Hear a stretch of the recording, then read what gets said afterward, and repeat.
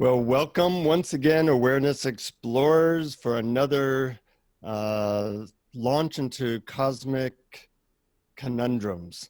I am Jonathan Robinson, and I'm here with my co host. Brian Tom O'Connor. I was hoping you would fill that in, Brian. Good to have you because you're the guy I'm interviewing today.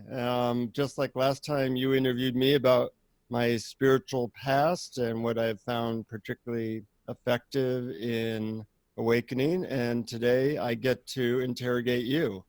And I'm looking forward to it because the way this all started, as some of our listeners know, is I came across your book, Awareness Games, which was like finding kind of like winning the lottery in the consciousness field, because I've always been looking for very simple, easy methods for awakening.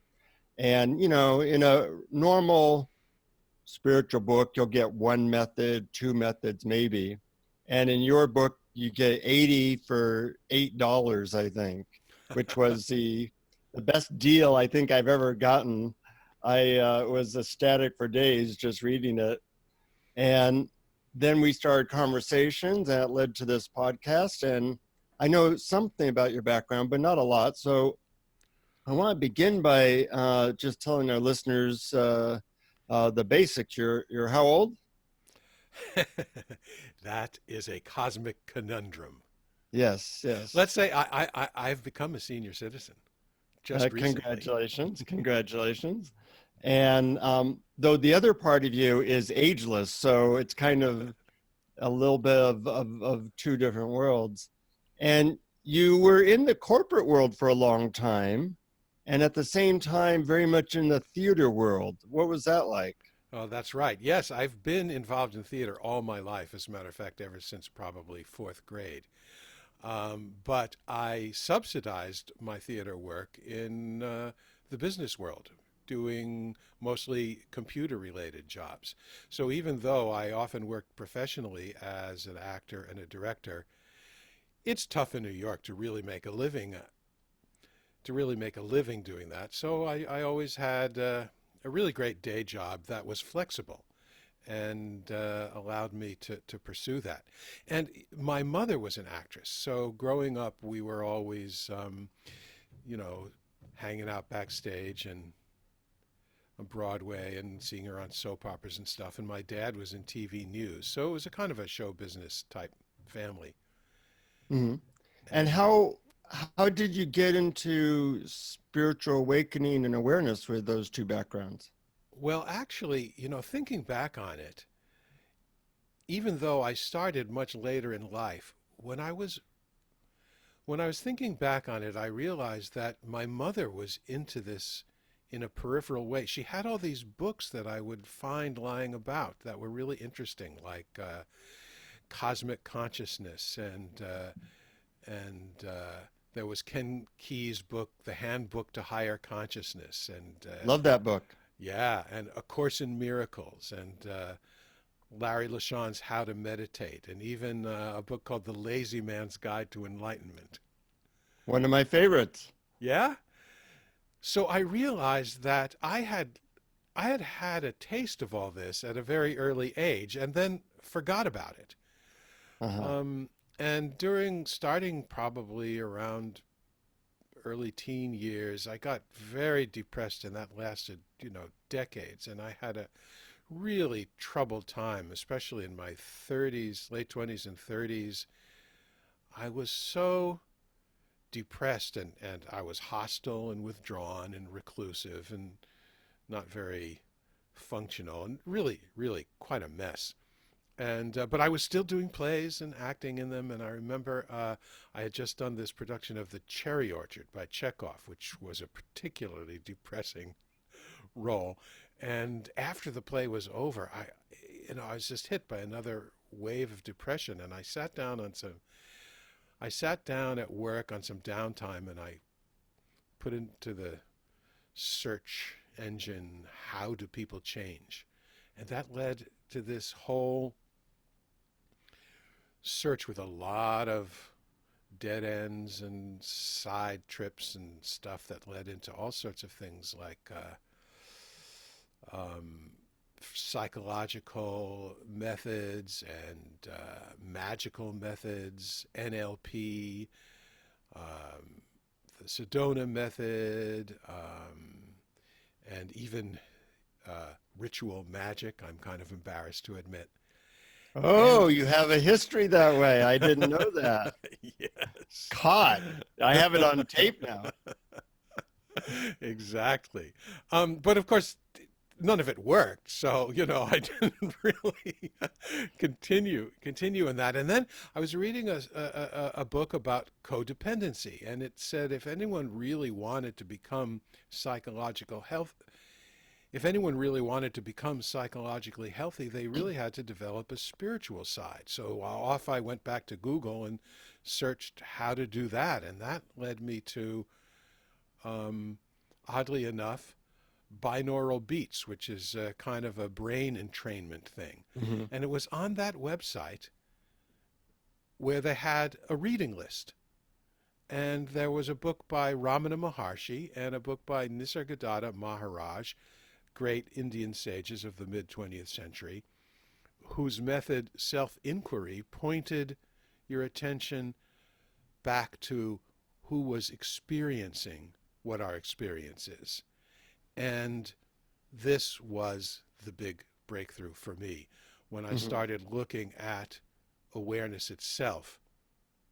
I started to realize the happiness that I had been searching for all along. But the ironic part was that in order to really get in touch with this happiness that's in the background of experience and awareness, I had to completely accept myself the way I was and stop trying to fix myself so that the search that I started with, so that the search that I started with, I can't say that word which today, the Uh-huh. search that I started with, which was how do people change, was something that I didn't end up with because I stopped trying to change.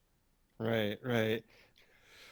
So sounds like your story is something that a lot of people go through where they hit bottom and then they go on some kind of search, floundering search, trying anything. And you went through psychological stuff, you went through various modalities, and you finally, by trying a bunch of stuff, you found something that worked for you. That's right. Yeah. I think that's almost, you're a cliche, Brian. I never thought of I, myself as I that way, hate but to mention that, but that seems to be the way people do it. I know it was kind of similar for me in hitting bottom as a teenager and, you know, tried lots of drugs, lots of different methods, and TM, the whole thing. So you finally found this stuff that you liked with inquiry. What I'm wondering is how that started to impact your world of corporate stuff and theater stuff, and how those three things, I guess, affected each other. right.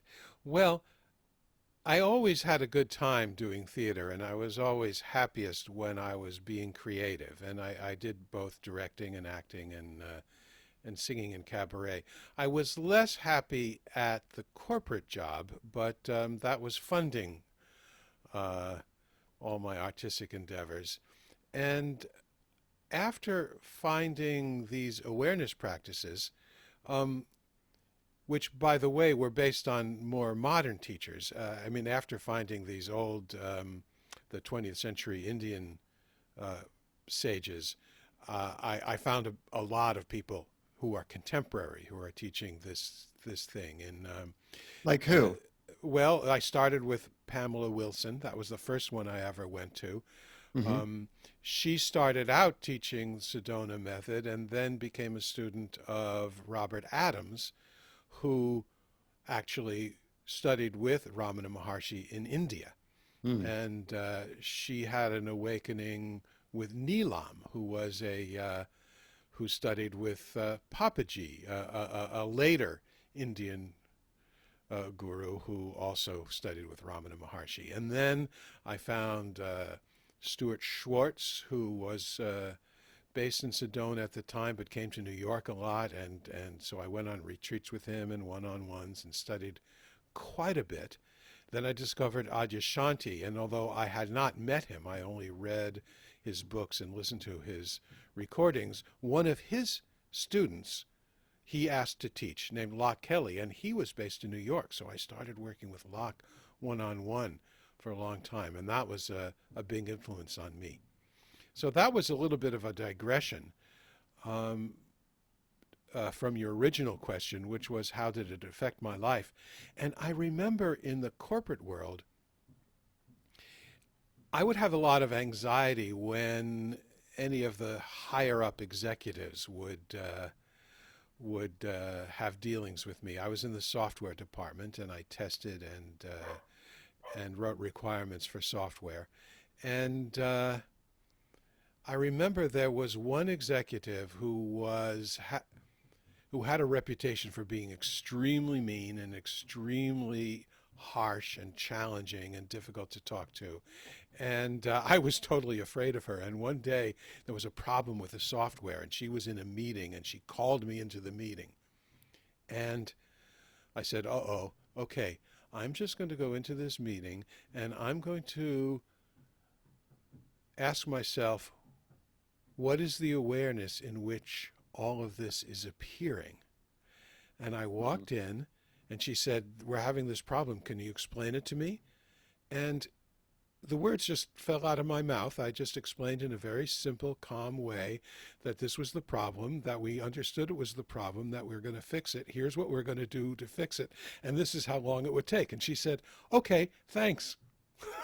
Uh-huh. And I walked out. And, and, and, it was just like, it was almost like magic. I mean, I'm not really big on magical thinking, but I tell you, when you shift your attention to the awareness, things turn out better in some mysterious way. Yeah, I think you're kind of plugging into the universe Yeah, and on some level, and therefore you're more in alignment with vibrations that go well than vibrations that would get you triggered and upset, and things do tend to go better. that's right. So you were discovering all these different uh, teachers and still doing the corporate and still doing the theater game, or still doing the theater. And what led me to you originally was your book, Awareness Games, of which you come up with all these creative, very creative ones that I'd never even heard of, methods for quickly awakening. I'm wondering how those came about. Well, it was kind of a twofold thing. Certainly, the teachers that I mentioned before often focused on awareness. As a matter of fact, the one time that I had seen Adyashanti in person when he made an appearance in New York, he said people often ask him how he would boil down his teaching, and he said one word, awareness, and that made me realize I was on the right track. And so I would sit and do their practices, which is, as I said before, turning attention to awareness itself, from the content of awareness to the background of awareness. But their methods were, they each teacher would have one particular method, or maybe two or three, that they really liked. And back to theater, I was very influenced at an early age by something called theater games, because my mother used to teach them. She also did a lot of work with students. And theater games were improvisations for the theater, pioneered by a woman from the Second City troupe in Chicago called Viola Spolin. And you brought these games into rehearsals while you were working on the play. And they were games where you would play with the who, what, where, and why of the situation and play with the other characters. And they were a lot of fun, and I loved doing those improvs. And then one day it hit me that I bet you I could combine the fun of theater games with the explorations of awareness that I was trying out in my meditations. And so I would sit in meditation and these ideas would just pop into my head. So when I was done with a meditation, I would write them down. And the next day I would do another meditation and I would try it. And because I wasn't so fixed on doing it exactly the way the teacher told me to do, I would modify them to see what worked for myself. Hmm. What was actually bringing about this kind of happy for no reason feeling. And so I just came up with a bunch of games and I would write them down, and actually over a course of probably 3 years. And it wasn't until I left the corporate world that I decided to put them into a book. It's brilliant, and I'm benefiting from that, and this podcast is, and so is our listeners. So, it's interesting. A lot of my best ideas have come from basically meditating, getting a very quiet mind, and then asking, how can I be of service? Several of my book ideas came from that. And people don't talk about that much, but that's another way of plugging in. You plug in through awareness, you plug in through meditating and asking the right question, or our background often gives us an impetus to figure out a way to take our gifts and create something beneficial in the world. You're absolutely right. And I'm a big appreciator of human creativity in all fields, in the arts, sciences, and even in business. And I really believe that creativity comes from the universal consciousness through the individual, using the individual's particular talents and personality and Hmm. abilities, and then comes out into the world that way. So it's really almost mysterious when you get an inspiration. It just pops into your head. I didn't plan that. Think I didn't sort of intend to think of that, although I may have asked to solve a particular problem or hoped to achieve a particular goal. But I think this is true of all creative people, that the creation really comes from the universe. And as a matter of fact, what I came to realize is that the eye that's looking out my eyes is actually identical with the eye that's looking out of everyone else's eyes, because it's pure. It has no qualities of its own. It totally allows everything. And if you take that one step further, it seems to me that that eye is the same eye, that there's only one looking out through billions of eyes. Yeah, as Ram Dass says, there's only one of us here in drag. Right, I love that quote. Yeah. But the distinction that I make is that you don't actually have to believe that's true metaphysically or philosophically. All you have to do is look inside and say, what if? What if this were true? What if the universe is looking out through my eyes? Or what if everything is appearing in consciousness? And it redirects your mind back to the source. And then you turn around once more and you look out from there. Yeah, that's an awareness game. Yep. Yeah. In fact, that's the prototype. That's the proto awareness game. Yeah. Yeah. Do you meditate nowadays? And if you do, what do you do? I do. I particularly like guided meditations.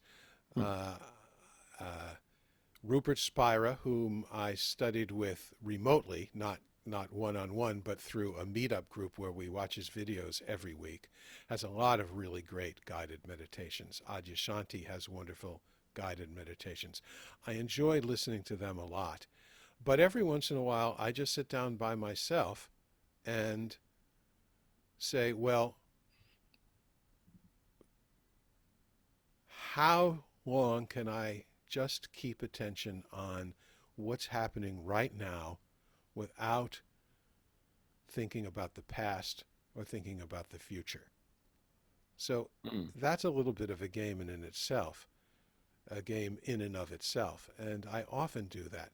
But speaking of meditation, I'm not a very good meditator. I'm not a very disciplined person. I've tried many, many times to say, okay, at 9:30 every day, I'm going to meditate for a half hour, 40 minutes. And it doesn't happen. And it's not going to happen. I'm not that type of person. Yeah. And the beauty part is you don't have to be. That's what I discovered. Yeah. Like, Locke Kelly, one of the most influential phrases he ever said to me was small glimpses many times a day. You can just drop right now and look at awareness itself and look at the world from awareness and let go of trying to fix yourself or trying to change anything or trying to not have the emotion you're having now or trying to bring about some emotion that you want.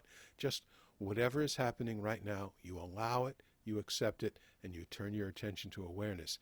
And you can do it in 5 seconds. Yeah. If you do Yeah. it often enough and you have practice and experience, you can do it in 5 seconds. The first few times it takes a little longer. Yeah. And the other thing with meditation that can be problematic is you end up with a compartment where you are focusing on spirituality and awareness, but it's separate from your actual life. And doing short glimpse practices throughout the day helps to bring awareness to parts of ourselves that we need to see, because there are shadow parts. And if you bring awareness into your day, you start to see, oh well, that doesn't work, or why'd I say that, or whatever it is. And that's why I think glimpse practices such as we teach in this podcast are actually more effective than separating yourself. Although I meditate every day, 'cause I really enjoy it, but I think that ultimately, even meditation is to help us bring awareness into daily life. Yes, you're absolutely right. And the beauty part is because you can do it in many places, at many times, in many situations, it can more integrate with daily life. Yeah. And also, speaking of the guided meditations, there's this great resource I found of guided meditations at this website called awarenessexplorers.com. And you've been kind enough, I really appreciate putting up all our guided meditations on the website under meditations. And I don't know, there's something like 30 of them now. And I I have not been a guided meditation person historically, but now you got me addicted to that. And these little guided meditations that we do make it so easy to get into awareness and so easy to just relax into beingness that's become a favorite go-to of mine. I never thought that would be the case, but I'm almost embarrassed to admit it. Well, I'm And glad to hear it. I really appreciate you putting them up there all in one easy spot.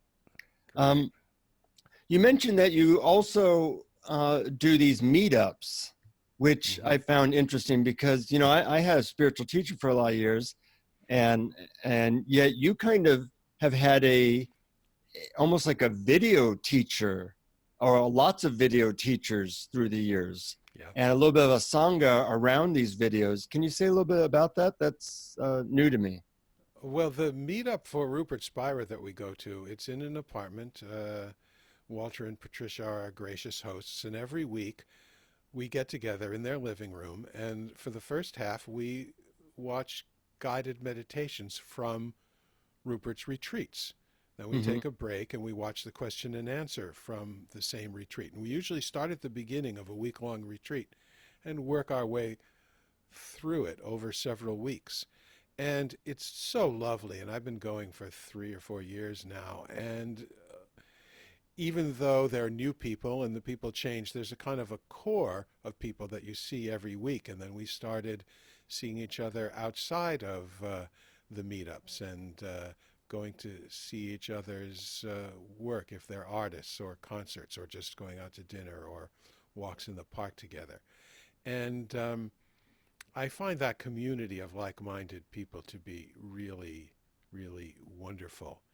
And I also do a meetup myself, an awareness games meetup where we get together and I just pick 5 games from the book that day and lead people through it and then hear about their experiences because often different people will respond differently to them. And it's fascinating because people do what I did. They will take an awareness game and then they will say, yes, but it wasn't quite working that way. So here's what I did. And they Mm. modified it for themselves. And I totally encourage that because you're really your own expert. Yeah, I'm glad you said that because I haven't done that. I've taken your games as being the oracle, and I shouldn't screw with them. But I like the idea of throwing a little bit of creativity, a little bit of what I have learned works for me, and play with them. Yeah, After all, they are exactly. games. That's right. That's right. Yeah, And it is that playful attitude that sort of separates it from certain kinds of meditation where you are really seriously trying to do it correctly and exactly as your teacher said. And that's really good for certain people and not so good for others. yeah, yeah. One last question before we do a guided meditation. What how many times a day do you do these games, and for how long, and what mode or what brings it up for you? How does the rubber meet the road? Well, usually I try and do something in the morning uh, to set my day going. But I used to have, I used to set up certain reminders to do it, like when I'm walking down a long hallway, which happens so often I worked in an office building and I live in an apartment building and I live in New York and you're always walking down hallways or when you walk into a bookstore or something. But more important than that is when you're feeling some so-called negative feeling or anything that you don't want to feel. At any time, if that happens, you pause and you ask, what's noticing this feeling? What is this feeling appearing in? What is the me that's experiencing this? And you're just asking these questions simply to turn your attention around to awareness itself. So really, when you get into the habit of doing that anytime anything happens that you don't want to be happening, you'll Which is really only about 40,000 times a day. exactly. So it gives you a lot of A lot practice. of opportunities. Yeah. And then you start doing it when you feel good. Uh-huh. Like, oh, I'm really enjoying this music. Let's see if, I can experience this from awareness. Yeah. And it starts to pervade and color and flavor your whole life. Yeah, it's beautiful. And it doesn't need to be a long thing. It could be 2 seconds, 20 seconds. It depends on the situation. That's right. If you start out by just looking at the I, that's what I did way back when, and I used to spend long times doing it. But over the years, the amount of time you needed, the amount of time I needed to pop into awareness itself, to identify with awareness, gets shorter and shorter and shorter. Hmm. So with practice, you can just do it like that. Oh, ha, there it is. Yeah, yeah.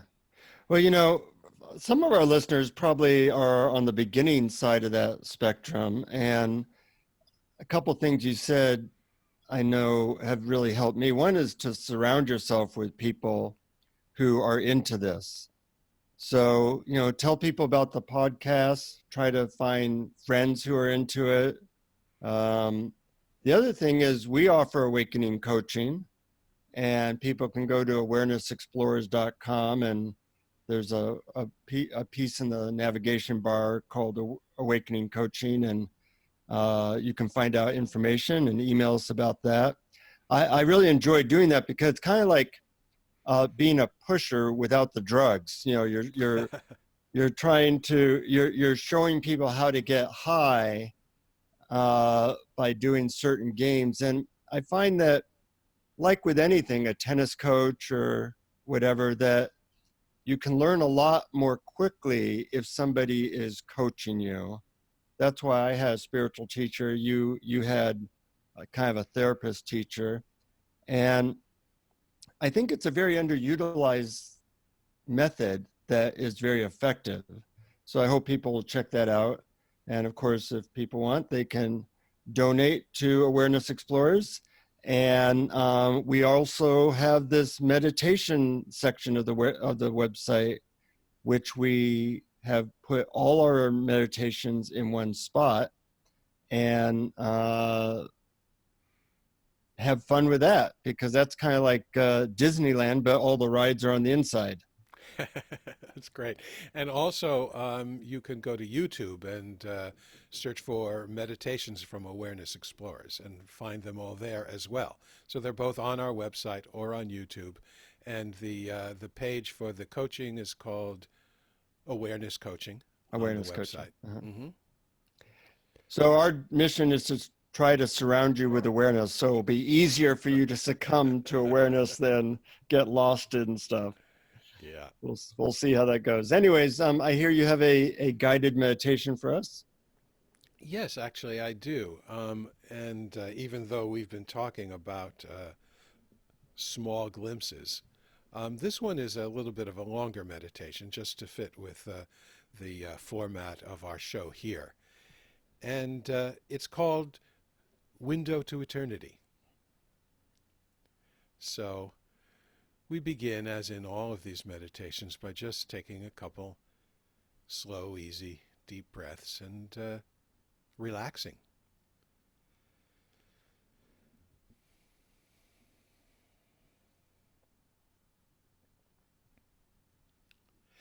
Imagine that you're looking through a very small hole, like a peephole in a wall or a very small window looking into a construction site from the sidewalk. You're on one side of the hole, and everything that you're seeing is on the other side of the hole. Now imagine that this very small peephole starts to expand and gets a little bit larger. At first you notice that as the hole gets larger, more and more of what can be seen comes into view.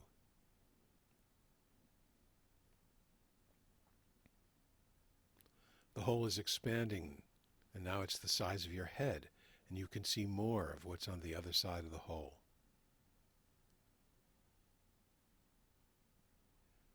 And now the hole is expanding more, and it's the size of your whole upper body.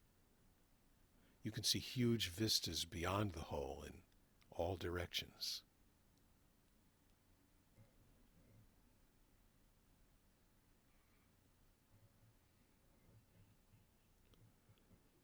And now the hole expands to the length and width of your entire body. You can see really far in almost every direction through the hole.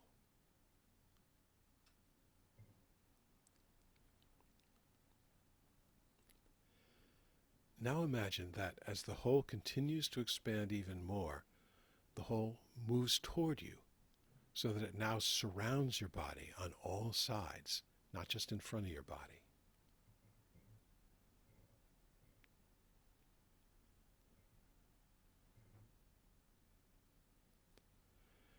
And now the hole expands and moves closer so that your entire body is part of the view that can be seen through this hole.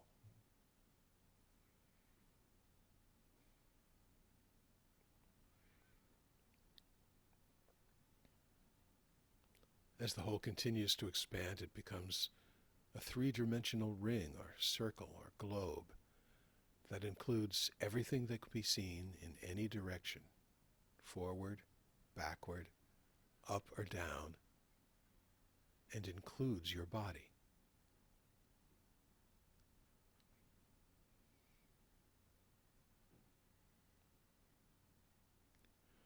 So you are the view. You are the whole itself. You can see your body and everything that's surrounded within the view of this ever-expanding sphere-like whole.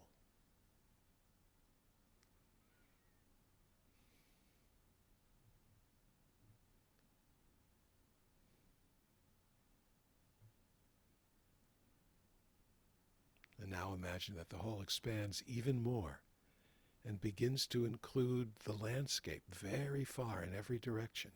as far as the eye can see, and all the while still includes your body in the view.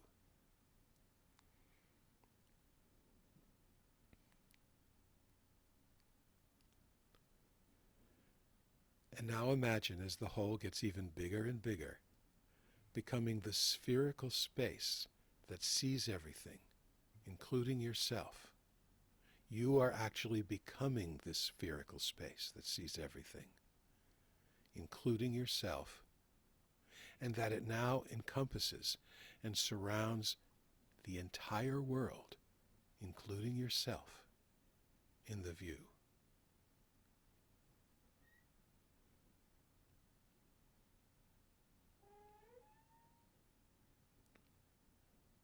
Now imagine that as it expands and includes the entire solar system, it continues to expand and expand until it includes the entire galaxy, the entire universe.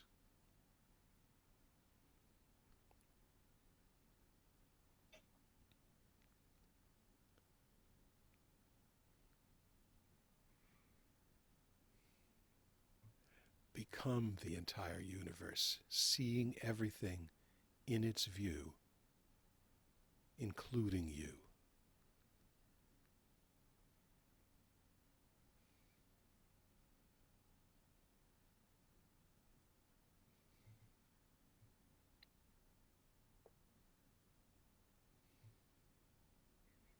Now stop imagining anything and just allow yourself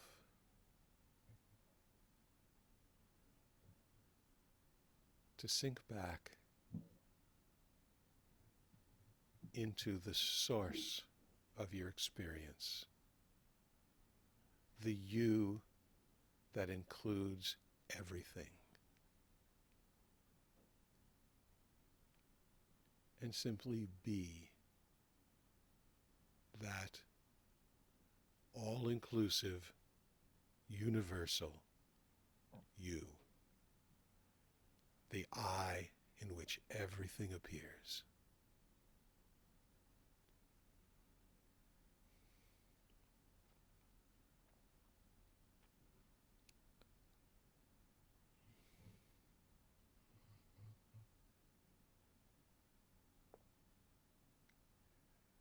And when you're ready, at your own pace, slowly open your eyes.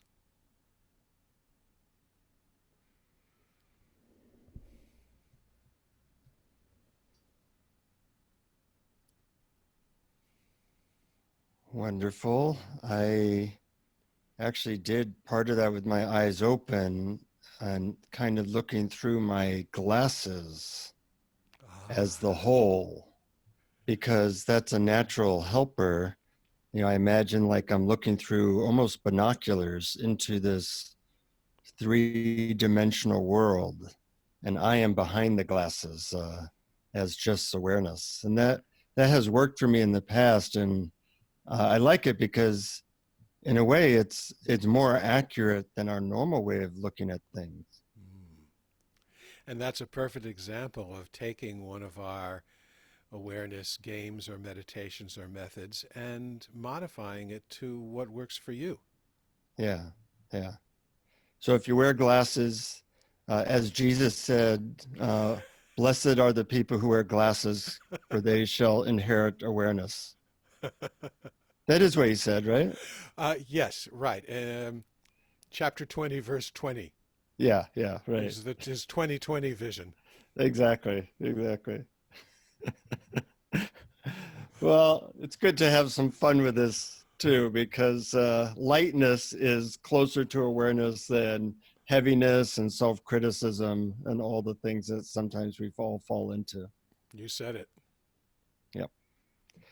Well, thank you, fellow explorers. Feel free to contact us with questions, comments, reviews, and more important than anything else, keep exploring. Keep exploring.